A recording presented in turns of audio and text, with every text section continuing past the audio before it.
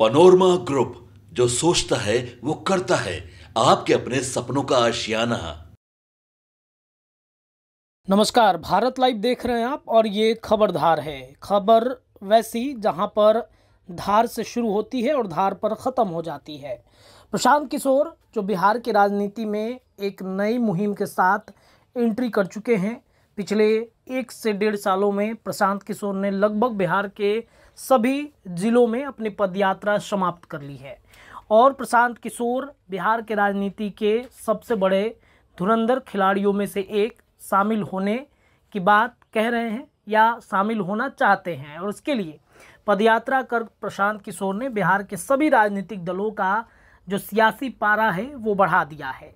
इन सब के बीच में प्रशांत किशोर ने एक ऐलान कर दिया कि आने वाले 2 अक्टूबर यानी कि 2 अक्टूबर 2024 में वो अपनी टीम बनाएंगे, एक पार्टी बनाएंगे, एक टीम जो तमाम राजनीतिक दलों के लिए कैंपेनिंग कर चुकी है। तमाम राजनीतिक दल को वो चुनाव जिता चुकी है। यहाँ तक कि बिहार के मुख्यमंत्री नीतीश कुमार को भी सीएम बनाने के पीछे कहीं ना कहीं प्रशांत किशोर की टीम पीके का ही हाथ है। फिर से एक बार हो नीतीश कुमार हो या फिर नरेंद्र मोदी का नारा मोदी है तो मुमकिन है, कई ऐसे नारे, कई ऐसे स्लोगन जो प्रशांत किशोर के टीम के द्वारा या प्रशांत किशोर के द्वारा दिया गया।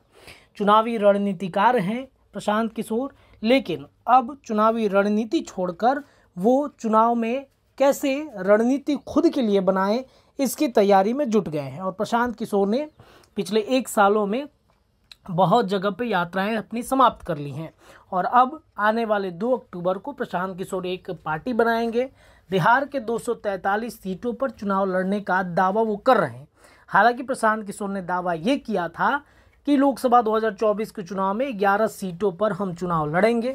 हालांकि कई लोग जो प्रशांत किशोर की पार्टी में जुड़े तो बड़े जोश खरोश के साथ थे, लेकिन पीछे भी उतनी ही तेज़ी से वो हटते चले गए। सजदानंद राय जो निर्दलीय एमएलसी चुने गए थे, उनको भी प्रशांत किशोर की टीम से निकलना पड़ा अंततः। हालांकि बड़े जोशीले अंदाज में वो आज भी प्रशांत किशोर का समर्थन करते हैं। हालांकि ऑफिशियली वो नहीं निकले हैं, लेकिन 2024 लोकसभा चुनाव में भारतीय जनता पार्टी के लिए छपरा में राजीव प्रताप रूडी का उन्होंने जम के प्रचार प्रसार किया, जिसकी तस्वीरें सार्वजनिक हैं, उनके सोशल मीडिया अकाउंट पर वायरल हैं। उन सभी तस्वीरों को आप सभी जाके देख सकते हैं। बहरहाल खबरधार में हम इस बात की चर्चा करने आप सभी दर्शकों के बीच आए हैं कि प्रशांत किशोर तेजस्वी यादव का सपना कैसे पूरा कर सकते हैं। दरअसल आपको बताएं कि प्रशांत किशोर की पार्टी, प्रशांत किशोर की टीम जनसुराज से आरजेडी के कई नेता, जो दिग्गज नेता या फिर जो बूथ स्तर के कार्यकर्ता थे, वो एक एक करके उनकी मुहिम जनसुराज में शामिल होते चले गए और प्रशांत किशोर की टीम ने उन्हें तवज्जो दिया। इधर आरजेडी को बड़ा झटका लग गया। हालांकि तेजस्वी यादव भीतर ही भीतर एक बात कहते रहे कि हमें 2025 विधानसभा चुनाव अपने दम पर लड़ना है, किसी का समर्थन नहीं चाहिए। नीतीश कुमार से समर्थन उन्होंने 10 अगस्त को लिया था 2022 में, लेकिन वो ज़्यादा दिन की सरकार चली नहीं और तेजस्वी यादव से नीतीश कुमार को अलग होना पड़ा। कभी तेजस्वी यादव नीतीश के साथ आते हैं तो डिप्टी सीएम बन जाते हैं, लेकिन उनके डिप्टी सीएम का सपना क्या सीएम में परिवर्तित होगा? क्या सीएम तेजस्वी यादव बन पाएंगे? देखिए, कई ऐसे पॉइंट्स हैं, कई ऐसे आंकड़े हैं जिन्हें समझना बेहद ज़रूरी है। आखिरकार कौन बनाएगा उन्हें सीएम? नीतीश कुमार जब तेजस्वी यादव के साथ थे तो इस बात की चर्चा चल रही थी कि नीतीश कुमार तेजस्वी को अपना कुर्सी सौंप देंगे। आने वाले वक्त में 6 महीने के भीतर नीतीश कुमार की कुर्सी पर तेजस्वी यादव को देखा जाएगा। लेकिन नीतीश कुमार तो नीतीश कुमार हैं, राजनीति जगत के सबसे बड़े धुरंधर खिलाड़ी। उन्होंने भले ही ये बातें कही कि अब सब इन्हीं के नेतृत्व में यानी तेजस्वी के नेतृत्व में आगे बढ़ना है, सब इन्हीं के नेतृत्व में बिहार को चलाना है, लेकिन अंततः नीतीश कुमार को क्या सफोकेशन होने लगा महागठबंधन में। नीतीश कुमार को भागना पड़ा एनडीए की तरफ और तेजस्वी का सपना एक बार फिर से चकनाचूर हो गया। लेकिन लालू यादव चाहते हैं कि किसी भी कीमत पर हम तेजस्वी यादव को 2025 के चुनाव में सीएम बनते हुए दिखे। एक लेटर जो तेज़ी से वायरल हो रहा था, इस लेटर के पीछे की कहानी क्या थी, इस बारे में हमारे संपादक डॉक्टर नमन मिश्रा सर ने पिछले 3-4 दिन पहले आपको एक पंचनामा के माध्यम से बताया था कि आखिरकार वो कहना क्या चाहते हैं।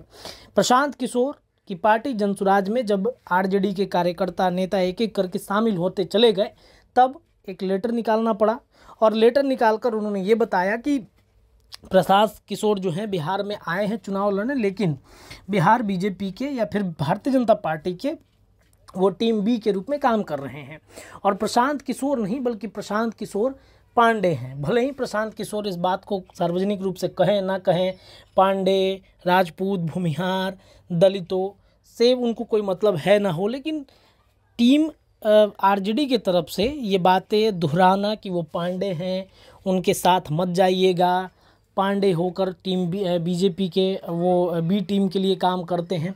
आखिरकार ये सारी चीज़ें कहने की क्या ज़रूरत पड़ गई आरजेडी को? क्यों अपने कार्यकर्ताओं को रोकना पड़ा? अब कानो कानो इस बात की चर्चा है कि क्या तेजस्वी और प्रशांत किशोर में बंद कमरे में डील हो गई? लोगों को एक तरीके से भ्रमित करने की भी बात कही जा रही है। क्या लोगों को एक बार भ्रमित करने की भी कोशिश की जा रही है? देखिए, जब एक सवाल जब हमने अपने संपादक से पूछा था पंचनामा में कि क्या वाकई में तेजस्वी के लिए प्रशांत किशोर काम कर सकते हैं, तो उन्होंने कहा बेशक कर सकते हैं, क्योंकि उनकी एक टीम है, उनकी एक पार्टी है जो कैंपेनिंग करती है राजनीतिक दलों के लिए। हो सकता है भीतर भीतर वो काम कर रहे हो सकता है कि वो भीतर भीतर उनके लिए रणनीति बनाए, क्योंकि 2024 चुनाव में भी उन्होंने कई लोगों के लिए काम किया। खबर तो ये भी है कि पप्पू यादव के लिए भी उन्होंने काम किया।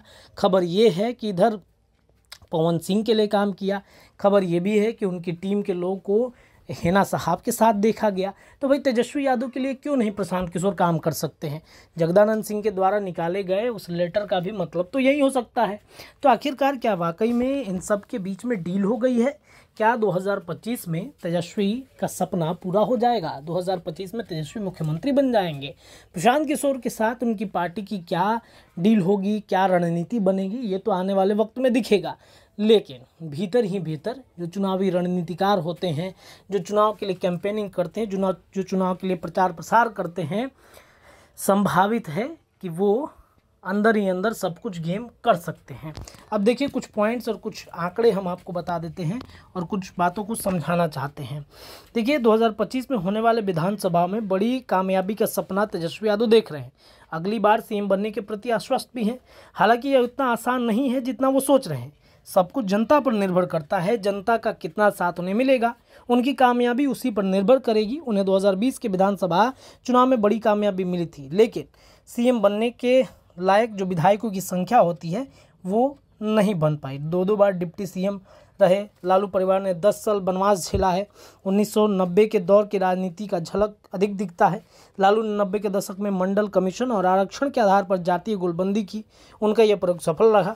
लगातार 15 वर्ष तक बिहार की सत्ता पर उनके ही परिवार सिमटी रही। सामाजिक न्याय पर उन्होंने दलितों पिछड़ों की जो गोलबंदी की, उसी की फसल वो काटते रहे। पर हर चीज़ की एक्सपायरी डेट होती है। तब लालू के साथ रहे नीतीश कुमार उस समय जातीय गोलबंदी से बाहर निकले और दूसरे प्रयास में ही वो लालू को चित कर गए। 2005 में लालू घराने की राजनीति कुंद हुई तो उसे आभार का मौका 10 साल बाद 2015 में नीतीश के साथ आने पर ही मिल गया। अरसा बाद लालू परिवार को सत्ता का स्वाद चखने को मिला। बेटे तेजस्वी यादव को आगे कर लालू ने बिहार की राजनीति में उन्हें स्थापित करने की पूरी कोशिश की। तेजस्वी यादव की ताकत यही है कि नीतीश कुमार की बदौलत 2 बार डिप्टी सीएम रहे। यह अलग बात है कि दोनों बार रिश्ते ज़्यादा दिन तक चली नहीं और इस वजह से लालू प्रसाद यादव भी चिंतित हो गए। तेजस्वी ने पिता लालू की जातीय गोलबंदी के नुस्खे पर ही थोड़े संशोधन परिमार्जन के साथ काम किया। लालू ने एमवाई की गोलबंदी में राजनीति रोटियां सेकी तो तेजस्वी ने इसका दायरा बढ़ाते हुए अपनी पार्टी आरजेडी को A to Z पार्टी बनाई और बाद में अब जाकर वो बाप की पार्टी, जिसे बहुजन, अगड़ा, आबादी, आधी आबादी और पुअर की जो है बातें वो कहते हैं। बाप की पार्टी बनाने के साथ साथ तेजस्वी की बातें कहते हैं। अब बात आते हैं चुनावी रणनीतिकार के सक्रिय राजनीति में कदम रखने की।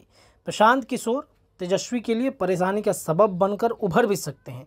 जाति धर्म का बंधन तोड़ने, लोगों की भागीदारी, जिस तरह पीके की सभाएं बैठक होती है उससे आरजेडी नेतृत्व भी चिंतित है। 6 जुलाई 2024 को आरजेडी के बिहार प्रदेश अध्यक्ष जगदानंद सिंह ने पार्टी अधिकारियों को पत्र लिखकर इस बारे में आगाह किया था कि प्रशांत किशोर 2 अक्टूबर को पटना के ऐतिहासिक गांधी मैदान में अपनी जनसुराज पार्टी लॉन्च कर रहे हैं। साल भर से वे बिहार के गांव-गांव घूम रहे हैं।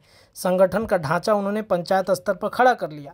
प्रशांत के निशाने पर नीतीश कुमार हैं, लेकिन जोरदार हमला वे लालू प्रसाद यादव उनके बेटे तेजस्वी यादव पर करते हैं। जाहिर सी बात है कि उनके साथ जुड़े लोगों में लालू परिवार के प्रति नफरत का बीजारोपण होने लगा। एआईएमआईएम के नेता असदुद्दीन ओवैसी भी आरजेडी से मुस्लिम वोट को अलग करने में लगे हैं। उन्होंने उसका ट्रेलर पिछले विधानसभा में दिखा दिया था। उनकी पार्टी 5 उम्मीदवार विधानसभा पहुंच गई थी। सीमांचल में ओवैसी का प्रभाव अधिक है। नीतीश कुमार तो भाजपा के साथ मिले हैं। अब देखना बड़ा दिलचस्प होगा कि इन दोनों के बीच डील कैसी हुई है। आने वाले वक्त में ये सारी चीज़ें, सारी परिस्थितियाँ दिखेंगी। हालांकि क्या कुछ होता है इस पर हमारी निगाहें हैं। खबरदार के लिए इतना ही, लेकिन चर्चाएं भारत लाइव पर लगातार जारी है। बहुत बहुत धन्यवाद। पनोरमा ग्रुप, जो सोचता है वो करता है। अगर ये वीडियो पसंद आई और वह बिहार के राजनीति और बिहारियत से सरोकार रखेनी तो सब्सक्राइब बटन दबा के चैनल के सब्सक्राइब कर ली। ओजे एगो घंटी बा, ओकरा बटन दबा देला से कुल सटीक और मारक खबर रुआ मुफ्त में मिल जाई। अगर रुआ पत्रकारिता के हमनी के नया प्रयोग में सहयोग कर चाहतानी तो ज्वाइन बटन दबा दी। पेटीएम नंबर नोट कर ली 9386816700। धन्यवाद।